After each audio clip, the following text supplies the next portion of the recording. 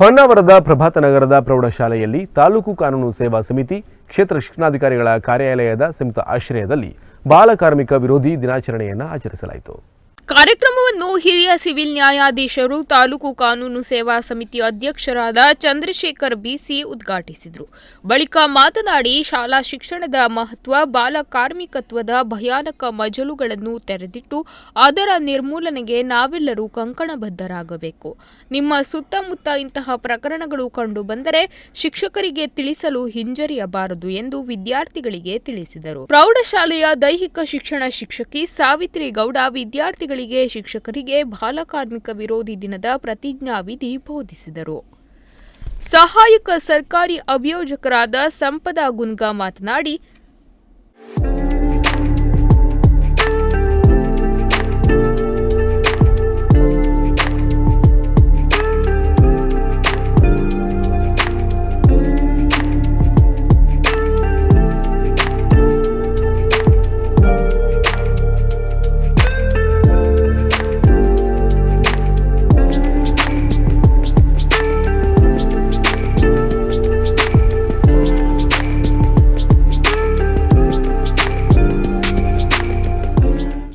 ಮಕ್ಕಳು ಬಾಲಕಾರ್ಮಿಕರಾಗದಂತೆ ಜಾಗರೂಕತೆಯ ಹೆಜ್ಜೆಗಳನ್ನಿಡುವಂತೆ ತಿಳಿಸಿದರು. ಕಾರ್ಯಕ್ರಮದ ಅಧ್ಯಕ್ಷತೆ ವಹಿಸಿದ್ದ ಕ್ಷೇತ್ರ ಶಿಕ್ಷಣಾಧಿಕಾರಿಗಳ ಕಾರ್ಯಾಲಯದ ತಾಲೂಕು ದೈಹಿಕ ಶಿಕ್ಷಣ ಪರಿವೀಕ್ಷಕರಾದ ಅರುಣ್ ಕುಮಾರ್ ಶೆಟ್ಟಿ ಮಾತನಾಡಿ, ಹಿಂದಿನ ಕಾಲದಲ್ಲಿ ಶಿಕ್ಷಣ ಮಗುವಿನ ಮೂಲಭೂತ ಹಕ್ಕು ಎಂದು ಸಂವಿಧಾನದ ಅಭಯ ದೊರಕುವ ಮೊದಲು ಹೋಟೆಲ್ ಕೆಲಸಕ್ಕಾಗಿ ಹೋಗಿದ್ದ ಅನೇಕ ಬಾಲಕಾರ್ಮಿಕರು ಹೋಟೆಲ್ಗಳನ್ನೇ ಕಟ್ಟಿ ಉದ್ದಿಮೆದಾರರಾದರು.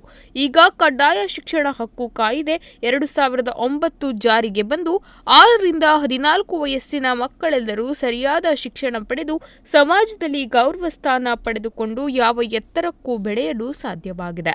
ಅಂತಹ ಗೌರವದ ಬದುಕನ್ನು ಕಟ್ಟಿಕೊಳ್ಳಿ ಎಂದು ವಿದ್ಯಾರ್ಥಿಗಳಿಗೆ ಕಿವಿಮಾತು ಹೇಳಿದರು.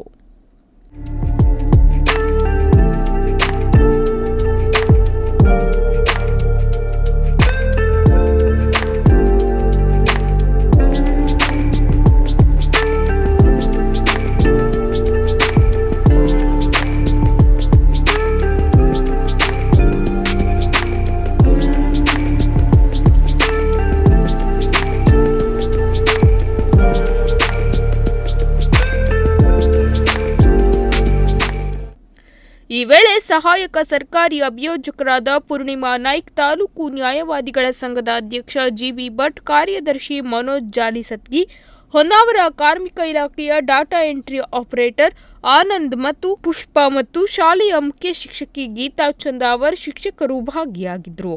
ನಾಗರಾಜ್ ನಾಯ್ಕ್, ನುಡಿಸಿರಿ ನ್ಯೂಸ್, ಹೊನ್ನಾವರ.